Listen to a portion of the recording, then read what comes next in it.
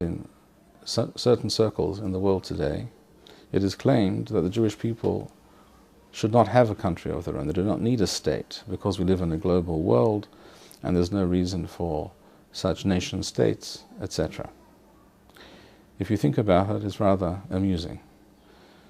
On the other hand, it's also diabolical, but it's rather amusing as well, because what these people in fact are saying, that the group of people in the world, that is to say the Jewish people, who are more of a nation than any other nation one can point to on this planet, are people who can demonstrate a continuous and historically viable, vibrant and meaningful existence as a nation for 4,000 years, with its own language, religion, literature and history.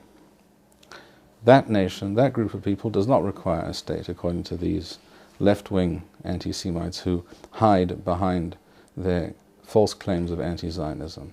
But the mythical fantasy, the invention known as the Palestinian people, who have no history, no literature, no language, they, for some reason, require a state. And that really says it all.